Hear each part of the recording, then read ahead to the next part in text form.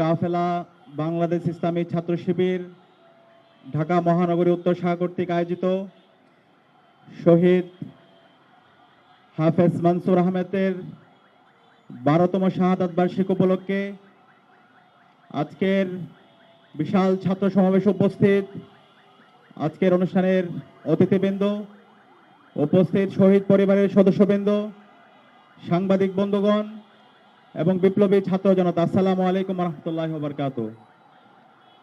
আমরা শুরুতেই শ্রদ্ধার সাথে স্মরণ করছি বাংলাদেশের আজাদী আন্দোলনের সকল শহীদদের, বিশেষ করে গণতন্ত্রের জন্য, বাংলাদেশের মানুষের আজাদীর জন্য যখন কেউ রাস্তায় নামেনি, যখন বাংলাদেশে আপোষহীন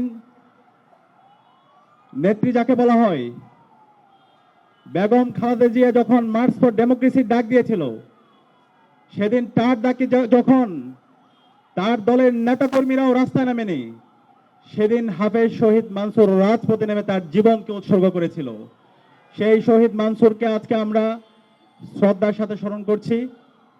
আল্লাহ পাক সুবহানাহু ওয়া তাআলা শহীদ মনসুর সহ বাংলাদেশের আজাদী আন্দোলনের সকল শহীদদের জান্নাতুল ফেরদৌসের মেহমান হিসেবে কবুল করুক, আল্লাহুম্মা আমিন।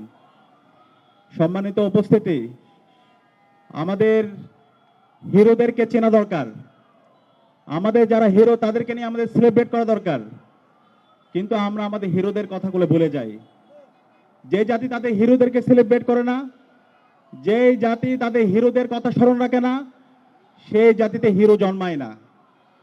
আমাদের এই বাংলাদেশের গণতন্ত্র রক্ষার জন্য, দেশের ইনসাফ কায়েম করার জন্য, দেশের স্বাধীনতা সার্বভৌমত্ব অখণ্ডতা রক্ষার জন্য অন্যতম অগ্রনায়ক ছিল শহীদ মনসুর। শহীদ মনসুরকে আমাদেরকে সবসময় শ্রদ্ধার সাথে স্মরণ রাখতে হবে। আমরা কি পারবো ইনশাআল্লাহ?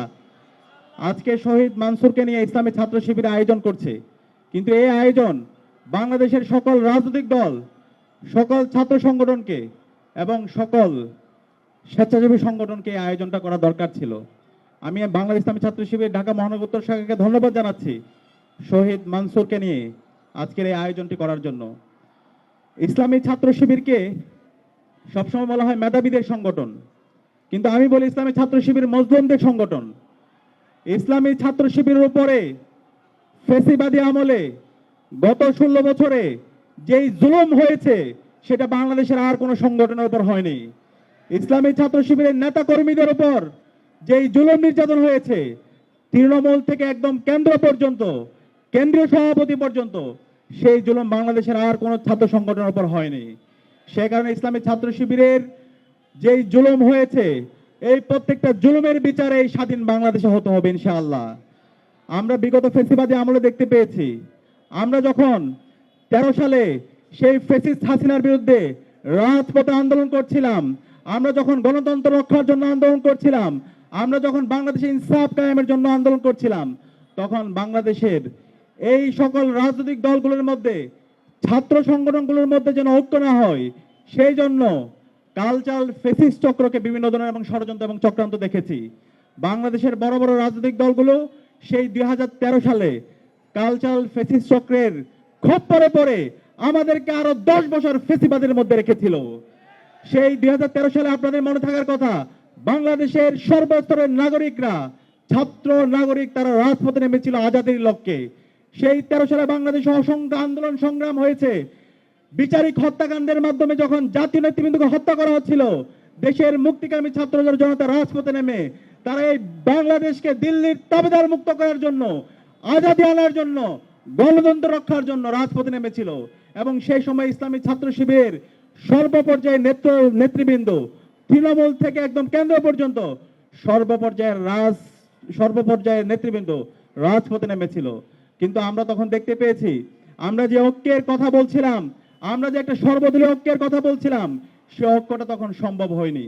আপনাদের মনে থাকার কথা, যখন বিচারিক হত্যাকাণ্ডের মাধ্যমে জাতীয় নেতৃবৃন্দকে হত্যা করা হচ্ছিল, 2013 সালের 28শে ফেব্রুয়ারি আল্লামা দেলোয়ার হোসেন সাঈদীকে যখন অন্যায়ভাবে রায় দিয়েছিল, সেদিন বাংলাদেশের টেকনাফ থেকে তেতুলিয়া, রূপসা থেকে পাতুরিয়া, সারা বাংলাদেশের 56,000 বর্গ মাইল জুড়ে বাংলাদেশের মুক্তিকামী ছাত্র জনতা রাজপথে নেমেছিল।